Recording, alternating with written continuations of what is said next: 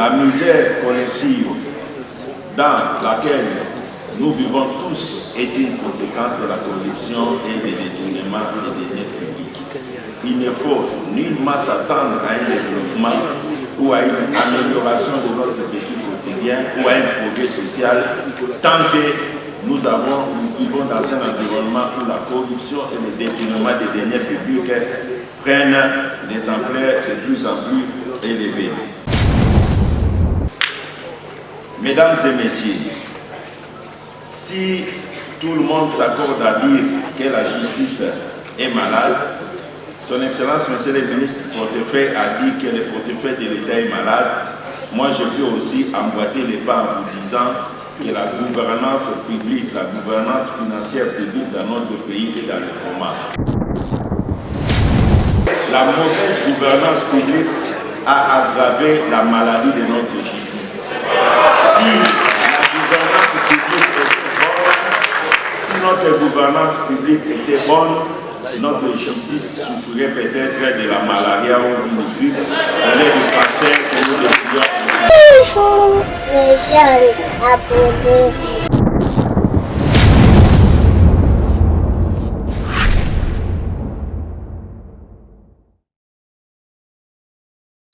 Je ne sais pas si je saurais répondre à la maman à toutes les questions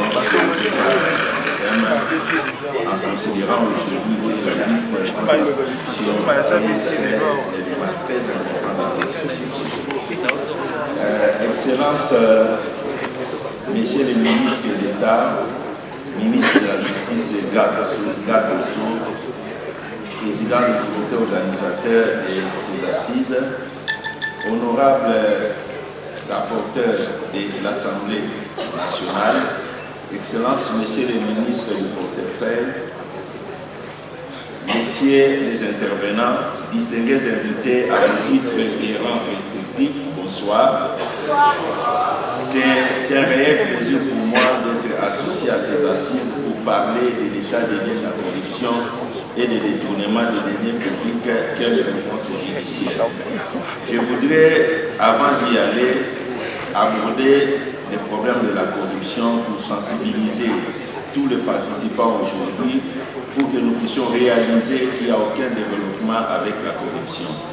Il y a une corrélation directe entre la corruption et le sous-développement. La misère collective dans laquelle nous vivons tous est une conséquence de la corruption et des détournements des deniers publics. Il ne faut nullement s'attendre à un développement ou à une amélioration de notre vécu quotidien ou à un progrès social tant que nous vivons dans un environnement où la corruption et le détournement des deniers publics prennent des ampleurs de plus en plus élevées. Mesdames et messieurs, si tout le monde s'accorde à dire que la justice est malade, Son Excellence, Monsieur le ministre du portefeuille, a dit que le portefeuille de l'État est malade. Moi, je peux aussi emboîter les pas en vous disant que la gouvernance publique, la gouvernance financière publique dans notre pays est dans le coma.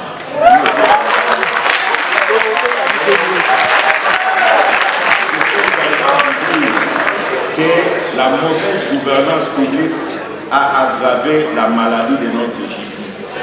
Si la gouvernance publique était bonne, si notre gouvernance publique était bonne, notre justice souffrirait peut-être de la malaria ou d'une grippe, au lieu de passer que nous devrions. Donc, j'aimerais que vous puissiez considérer les détourneurs des fonds publics, les corrompus, comme étant des acteurs importants du sous-développement de notre pays. Et le chef de l'État, en 2019, a fait l'état des lieux lui-même. Il a déclaré ceci: s'il y a quelque chose que je ne soupçonnais pas avant d'arriver au pouvoir, c'est l'ampleur de la corruption dans notre pays. Donc, le chef de l'État s'est rendu compte en 2019 que l'ampleur de la corruption dans notre société était tellement élevée qu'il était totalement exclu d'arriver à un développement ou à l'amélioration du bien-être sans déclencher une véritable lutte contre ces phénomènes. Alors, pour parler de l'état de vie de la corruption dans notre environnement, j'ai pensé le faire d'une manière évolutive, en partant de 2020 pour arriver à 2023 et en vous donnant des indicateurs quantitatifs précis qui démontrent la corruption et le détournement des deniers publics. Et par la suite, je vais vous donner les facteurs qui ont contribué à cette évolution. Et par la suite, enfin, nous allons proposer des pistes de solutions. En ce qui concerne l'évolution des indices de corruption ou l'état de la corruption dans notre pays, nous avions sélectionné 7 indices, dont 6 indices quantitatifs et un indice relatif. Relatif, c'est-à-dire nous n'avons pas de chiffres, mais c'est en fait des appréciations des acteurs qui sont dans le domaine. Le premier indice de la corruption ou de l'état de corruption qui était dans notre pays, c'est l'indice de perception de la corruption. Cet indice, il est international, il est publié par un organisme international, Transparency International. En 2020, la République démocratique du Congo était classée 172e sur 180 pays cotés. À titre d'information, sur les 180 pays, les 20 premiers sont dans la zone verte. Des 21 à 100, c'est la zone bleue. Des 101 à 150, c'est la zone orange. Et de 150 à 180, c'est la zone rouge. Et la zone rouge, c'est la zone de non-développement. Et la zone orange, c'est une zone qui matérialise les efforts menés par le pays pour quitter un état de corruption aggravé. Donc, nous, en 2020, nous étions classés 172e pays sur 180, laissant derrière nous Somalie, Irak, Afghanistan. Et en 2023, cet indice a évolué. En 2023, Transparency International a classé la République démocratique du Congo 172e sur 180. C'est pour dire que le pays a fait 10 pas en avant en 4 ans. Deuxième indice de corruption et détournement des deniers publics, c'est la sous-facturation, l'inexécution et l'exécution partielle des marchés publics. Pour parler de la sous-facturation dans les marchés publics, je prends le cas des marchés de construction des immeubles. Pour parler de la sous-facturation, nous avons des indices, nous avons des critères, des normes. Dans la sous-région Afrique centrale, pour construire un immeuble, le coût de construction est de 600 à 900 $ par mètre carré. Et lorsque vous êtes dans cette fourchette-là, vous êtes dans les normes. Dès lors que vous dépassez 900 $ le mètre carré, vous entrez dans la zone de sous-facturation. En République démocratique du Congo, compte tenu des coûts élevés des matériaux de construction, nous sommes entre 900 et 1350 $ le mètre carré dans les normes. Lorsque vous commencez à dépasser 1350 $ le mètre carré, vous entrez dans la zone de sous-facturation. Et si vous prenez cet indice-là de sous-facturation, beaucoup d'édifices publics qui ont été construits dans notre pays pendant cette période étaient soit à 3 000 $ le mètre carré, 5 000 $ le mètre carré, 6 000 $ le mètre carré. L'autre élément, c'est l'inexécution ou l'exécution partielle des marchés publics. En ce qui concerne l'inexécution, je peux rapidement vous donner un exemple. Nous avons découvert en 2020 que toutes les provinces de la République démocratique du Congo avaient déjà bénéficié, avant 2019, des fonds pour construire des gouvernorats. Et en faisant l'état des lieux, il n'y avait que 3 provinces qui disposaient des gouvernorats, les restes n'en avaient pas. Donc il y avait une exécution des marchés publics, les fonds ont pris des destinations inconnues. Il y a également l'exécution partielle des marchés publics. Nous avons fait un état des lieux et il y a beaucoup de marchés publics pour lesquels les pouvoirs publics ont sorti l'argent qui avait exécution partielle. Il y a un autre élément dans les marchés publics, c'est au fait les malfaçons. On a constaté qu'il y a plusieurs marchés publics, notamment dans le domaine des routes, où on a sorti l'argent et on a totalement fini, mais les travaux n'ont pas été faits comme voulu. Par exemple, là où il était prévu dans les cahiers des charges qu'on puisse avoir des routes avec des couches de 10 cm ou de 20 cm, on a fait 3 à 4 cm de manière à ce que chaque année ou chaque 2 ans, on devait revenir sur les mêmes routes. Donc, aujourd'hui, à partir de 2020, quand nous parlons 100%, c'est-à-dire en 2020, aucun marché public conclu dans notre pays était exempt de faits de corruption.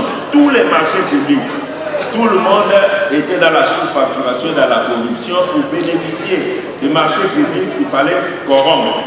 Et on a fait un effort aujourd'hui, on arrive autour de 80%. Ça signifie qu'aujourd'hui, 80% des marchés publics qui sont passés chez nous sont émaillés de faits de corruption. Troisième élément, c'est le niveau de mobilisation des ressources financières. Ça aussi, c'est un élément important. Il est mondialement reconnu que le niveau de mobilisation des ressources internes par rapport au produit intérieur brut doit être entre 20 et 25%. Si vous arrivez à prélever les ressources publiques sur le PIB autour de 20 à 25% du PIB, vous êtes dans les normes. Mais chez nous, en 2020, nos ressources financières propres représentaient 8% du produit intérieur brut. Nous montre que nous devrions être autour de 20 à 22% du PIB. Ça signifie que lorsque nous ne captons que 8%, la différence passe par la fraude et la corruption.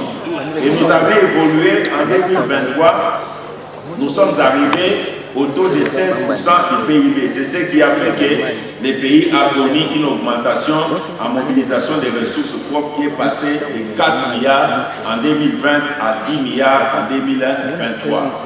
L'indice suivant, c'est le degré de privatisation des moyens communs par une minorité.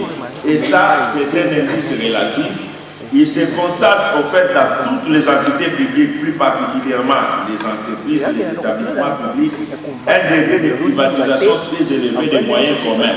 Les responsables qui sont mis à la tête de ces entités s'accaparent de l'ensemble des moyens, que ce soit les moyens financiers, les moyens matériels, à la baisse à la suite de plusieurs mécanismes qui ont été mis en place pour améliorer la possibilité pour les services de contrôle de retracer les 10 $ sur le terrain. C'est ça l'indice de la traçabilité de la dépense publique. En 2020, lorsque l'État sortait 10 $, la possibilité de retrouver réellement les 10 $ sur le terrain dans l'effectivité était de 20%. Donc, aujourd'hui, cet indice s'est amélioré, on est encore autour de 50%. Imaginez un pays en 2020 qui n'avait qu'un budget de 4 milliards de dollars américains, dont près de 3 milliards affectés à la rémunération des agents publics. Il nous restait 1 milliard et dans les 1 milliard, le fonctionnement des institutions prenait 800 millions et 200 millions étaient réservés à dossiers. Quand on venait vers les ministères publics avec les dossiers, nous avions constaté que le ministère public avait lui-même des problèmes à comprendre tout d'abord ce que nous faisons comme travail. Nous avons affaire à des magistrats qui, dans leur profil de formation, avaient peur de la comptabilité, des chiffres, des finances publiques. Donc aujourd'hui, la réalité, le détournement, la corruption, c'est au travers de la comptabilité, au travers des finances publiques, au travers des chiffres. Donc nous avons dit, on peut passer 1 mois, 2 mois. Tout d'abord, il faut tout d'abord expliquer au ministère public les dossiers de manière à ce que lui puisse porter cela et être capable d'amener la personne vers les juges. Donc voilà pourquoi nous avons dit qu'il faut, à l'instar de ce qui se passe ailleurs, Monsieur le ministre d'État, ministre de la Justice, garde des Sceaux,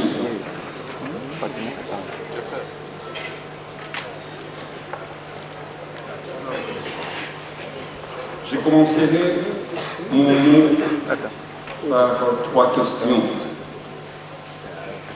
Avant cela,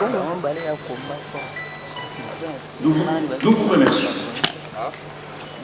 pour avoir pensé à nous, pour avoir pensé à notre modeste personne, venir assister à ces assises.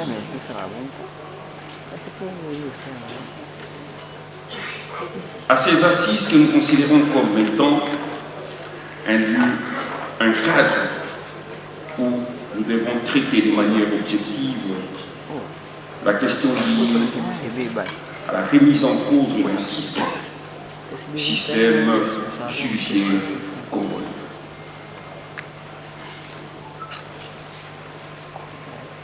Demander des réformes, très important. Je crois que ces réformes demandées ne peuvent faire l'objet que si nous acceptons de nous abandonner nous-mêmes, voir l'avenir, voir ces pays, voir l'avenir de ces pays, voir l'avenir de nos enfants, pas pour nous-mêmes, pas pour nos positionnements, pas pour nos intérêts actuels. Excellences, chers participants, qui peut accepter recourir à un malade? Qui, dans cette salle, peut accepter recourir à un malade? Qui peut accepter que sa fille soit gardée par une personne malade? Sa fille de 10 ans, sa fille de 11 ans, sa fille de 12 ans, être gardée par un malade. Qui peut se concentrer à faire un travail quand il sait que son conjoint ou un proche est gravement malade? La justice congolaise est malade. Je dis bien la justice congolaise est malade. Ce matin, nous avons suivi le professeur Massamba qui est allé au-delà en disant que la justice est en faillite, en cessation de paix. Excellence, la justice demeure un des principes fondamentaux de la société. Aujourd'hui, elle est un sujet de controverse et de controversie. Elle est unanimement décriée du sommet de l'État qu'au sein même de professions judiciaires, dans les salons, dans les charnières, de telles interrogations, de telles inquiétudes, de telles colères n'ont pas besoin d'être prouvées ou justifiées. Il y a un auteur qui dit « Le degré de la civilisation d'un peuple se mesure à la qualité de sa justice ». Cela a comme corollaire que la justice est la garante de la sécurité juridique. Son organisation doit, on ne dit pas peut, on dit doit être à la fois performante, compréhensible, voire accessible pour les justiciables. C'est fort de cela que le juriste affirme que le palais de justice, les palais de justice sont les hôpitaux de droit malade. Chers participants, tout protocole respecté, il est indéniable que l'avocat, je dis bien que l'avocat ici, vous me permettez, son Excellence, Monsieur le ministre d'État, que je dise, j'ai 28 ans de profession comme avocat. Plusieurs fois membre du Conseil de l'Ordre. Je fais 5 ans comme membre du Conseil national de l'Ordre. Aujourd'hui, je suis bâtonnier dans la province du Haut-Katanga où je gère plus de 1783, 1784 avocats qui me parlent de la justice. Et je crois être un avocat, comme je l'ai dit, mieux placé pour aborder la question liée à l'administration de la justice. Évaluer les pouvoirs judiciaires et son indépendance, si pas l'indépendance du juge. Je suis un avocat qui accompagne les riches et qui se voient extorqués malgré un droit indiscutable. Je défends les pauvres dans les dossiers stagnent, faute de moyens pour accélérer la procédure. J'observe sur le banc des accusés le principe fondamental de l'égalité entre les hommes.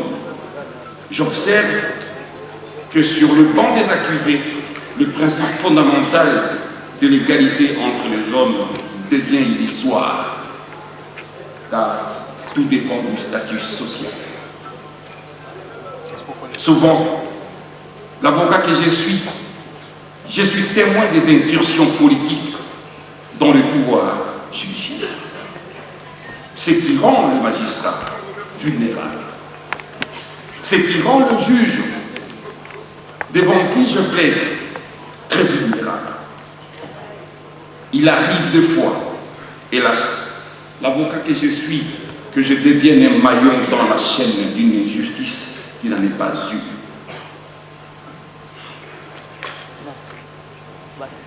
Il est tout aussi délicat de définir les contours d'une réforme, d'une justice que la société qualifie de moribonde, que de présenter toutes les réformes possibles en 10 minutes, en 15 minutes, signées avec la coordination, mais ramenées à 15 minutes. Les conventions légalement formées tiennent lieu de mois. Moi, je m'en reviens.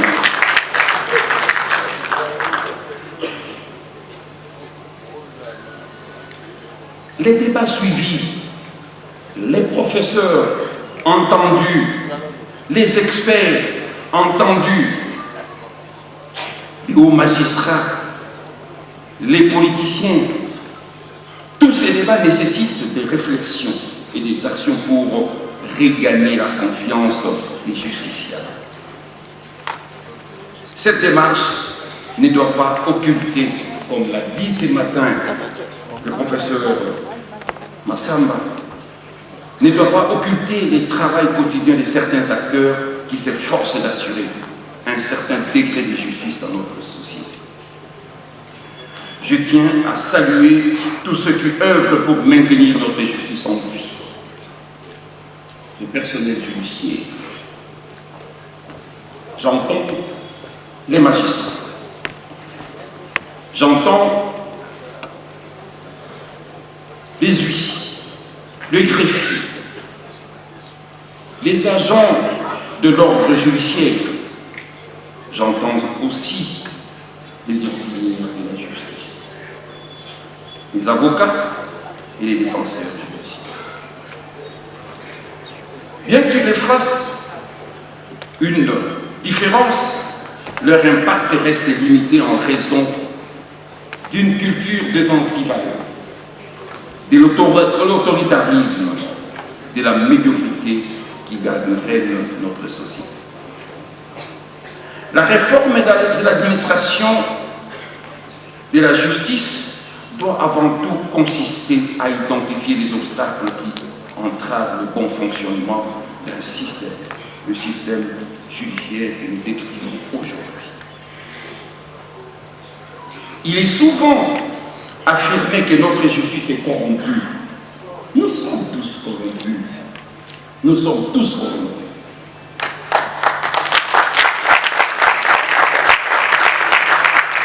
Et que notre justice est malade. Nous sommes tous malades. Nous, les acteurs de cette justice. Je cite le personnel judiciaire. Votre capacité de transformer.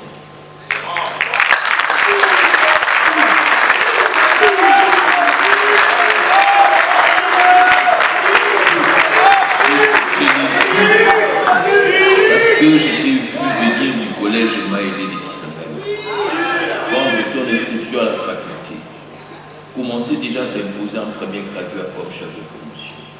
En deuxième année, tu étais chef de président de la faculté et tu as tenu jusqu'à ces jours et tu as toujours été la tête et tu seras toujours la tête.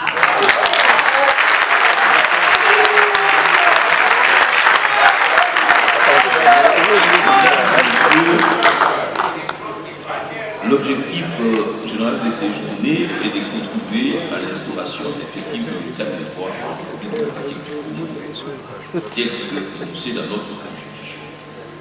Nous sommes tous animés par la volonté de bâtir au cœur de l'Afrique un état de droit, une nation puissante et prospère, fondée sur une véritable démocratie politique, économique et sociale.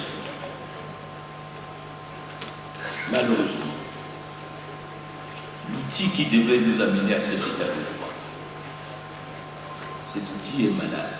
Parce que l'état de droit, finalement, c'était l'état de la justice.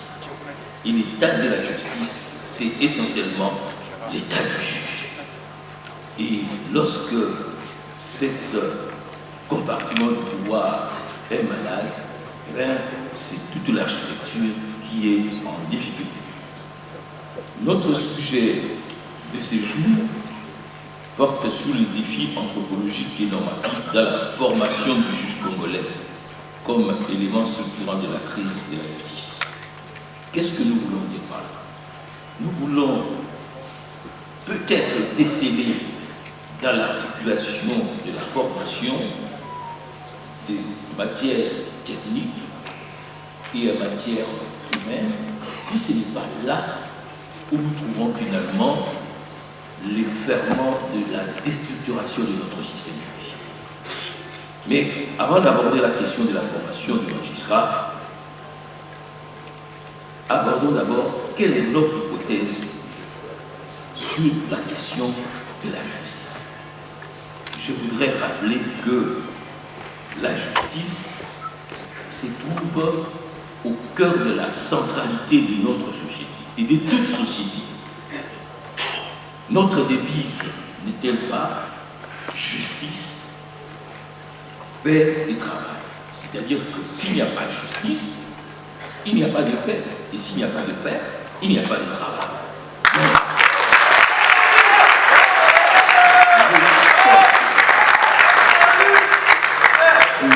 Notre architecture, pour notre devenir, c'est donc la justice. Mais, est-ce que ça pouvait être autrement? Dieu lui-même est justice. Avant d'être roi, il faut être juge. Mais c'est quoi la justice? C'est un sentiment, c'est une vertu, c'est un idéal, c'est un bienfait. Et la justice est au cœur, comme je l'ai dit, de toutes les civilisations et de toutes les cultures. Aristote, établissant une échelle axiologique des vertus, estime en son article 5 que la justice est la plus grande de toutes les vertus. Platon dit qu'il voit dans la justice la vertu cardinale pour assurer une organisation harmonieuse de la vie sociale. Le principe qui met chaque instance à sa place tout en présidant à l'harmonie de l'ensemble. Donc s'il n'y a pas de justice, on est dans la jungle ici. Voilà pourquoi le grand philosophe de la justice, John Rawls, dit la justice doit être la première des vertus si on veut promouvoir la paix, la sécurité et le vivre ensemble. Et la première des vertus des institutions sociales comme la vérité et celle du système. Et tous les penseurs sont dans cette logique. Même le penseur africain. Voilà, tenez, prenons le professeur Kambay. Il dit le mot justice. En lingala, c'est beau, c'est mot. Le fixe beau, ça veut dire ce qui doit être beau moto, ce qui doit être un moto. Beau, c'est mot, c'est ce que doit être une société. Mais c'est mot, ça veut dire quoi? C'est ce qui est droit, c'est ce qui est juste, c'est ce qui est harmonieux. Vous ne pouvez pas avoir une communauté s'il n'y a pas de Bossé. Vous ne pouvez pas être un Moutou au Moutou s'il n'y a pas de Bossé. La vérité, l'harmonie. Donc, être juste, c'est être équitable, c'est être en harmonie, être dans la beauté, être dans l'esthétique. Donc, Bosembo, c'est un modèle cosmique, c'est un modèle religieux. Donc, ce qui Bosembo estalité, Mboka et Koki côté les matés. Et c'est ce qui est dit. Le droit, comme science, comme technique, est d'abord sous-tendu métaphysiquement par cette vision de la justice. Et s'il n'y a pas de vision de la justice, vous êtes en une coquille vide. Voilà pourquoi la question qui nous tient aujourd'hui est une question fondamentale. Et malheureusement, l'absence de cette Bosembo, de cette justice, d'une société malade.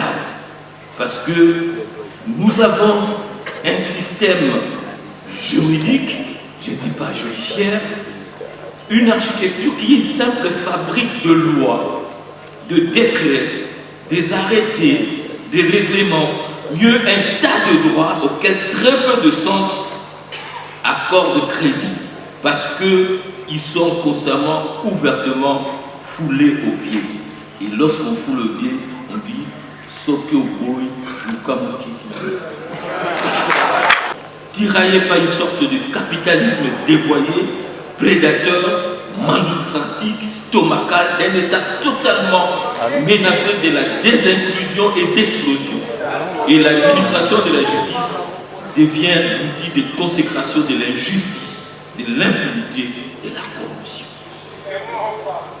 Oui, tant que dans une nation, le judiciaire est intact, rien n'est compromis, disait Clandestin. Mais si personne n'est indépendance, tout est perdu. Et voilà pourquoi il faudra que nous puissions réfléchir sur la formation du magistrat. Parce que c'est lui le plus grand homme de la démocratie. Vous pouvez gagner aux élections, mais les juges, si vous dites que vous n'avez pas gagné, vous avez perdu. Mais le juge dit que le ciel est rouge, le ciel est devenu rouge. Parce que le juge est devenu même un constituant dérivé.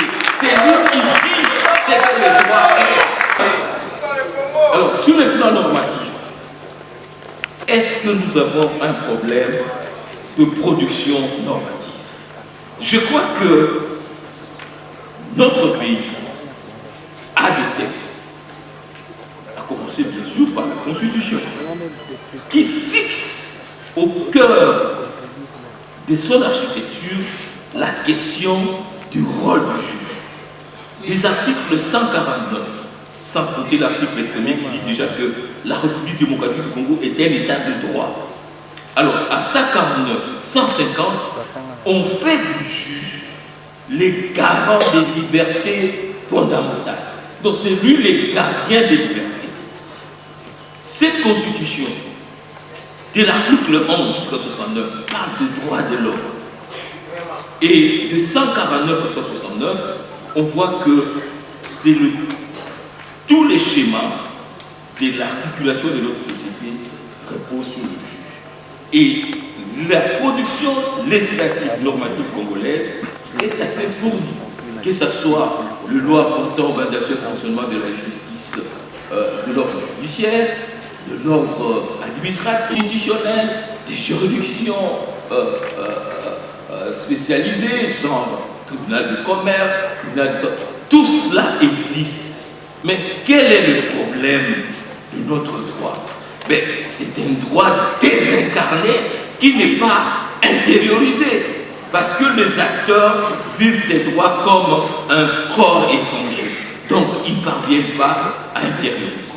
Et parfois, ce droit-là est totalement désarticulé parce que les acteurs n'intériorisent pas le texte.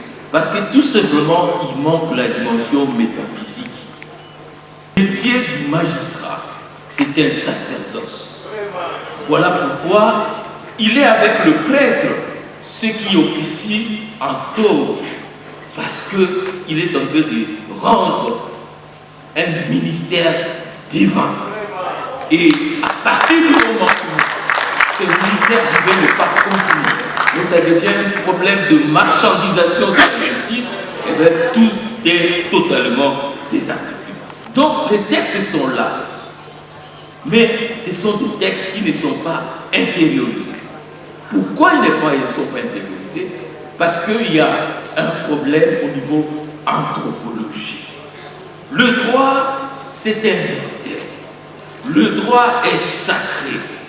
Et pour entrer dans ces temples des grands prêtres que sont les juristes, il faut avoir l'onction.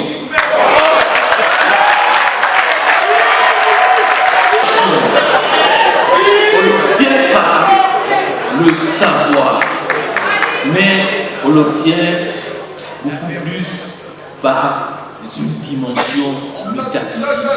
Donc, on ne vient pas à la magistrature comme on va vendre les macayabou. On vient à la magistrature pour faire un sacerdoce. Je ne suis pas contre l'INAFORGE, mais l'INAFORGE peut-il former le magistrat avec quels moyens qu'on le donne? Donc, il est important que nous puissions revoir notre système et surtout les contenus. Déjà, la faculté de droit, le cours de déontologie prend à peine 10 heures. Et c'est un cours à option. Quand est-ce qu'on apprend aux gens à devenir magistrat? Lorsqu'il va à l'INAFORGE, on lui apprend la psychologie judiciaire, le régime de détention, les conseils supérieurs de la magistrature. Mais la loi dit que c'est l'école nationale de magistrature qui forme. Pourquoi on ne crée pas? Alors les magistrats tomberont tout du ciel. Donc, il est important que nous puissions voir la dimension anthropologique. Lorsque nous sommes dans la pluralité des normes, lorsque nous avons que dans l'imaginaire collectif, quelqu'un tue ou fuir les rigueurs du barreau, donc on est dans la démocratie. C'est moi. Lorsque nous ne formons pas le magistrat, j'en suis un. Qui nous forme? Mais il ne s'agit pas simplement de la formation. Qu'est-ce qu'on forme?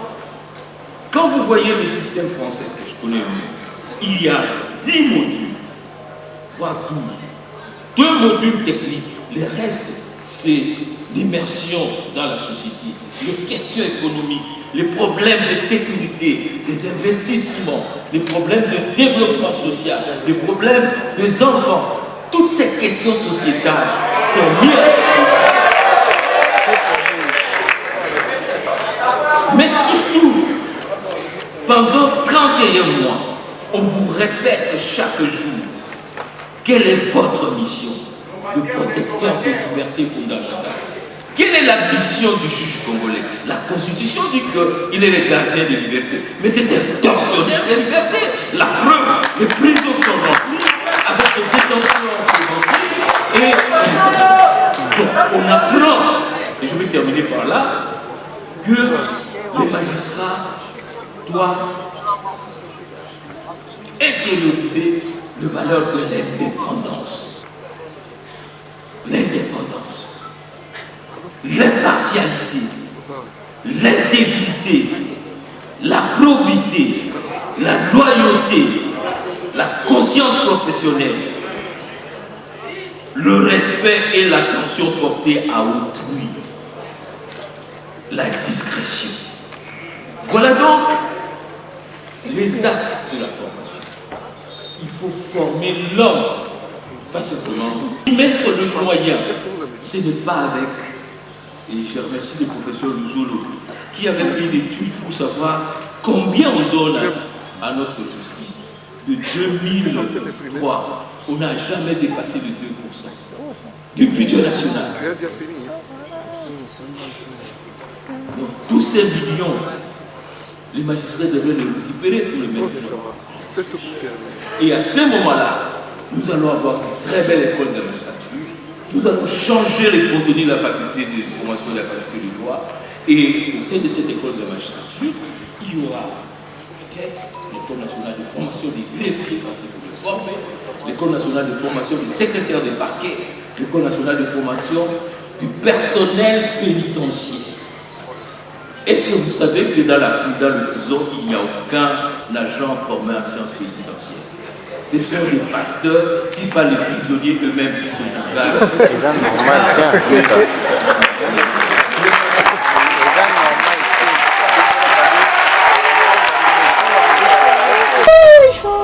Les jeunes abonnés.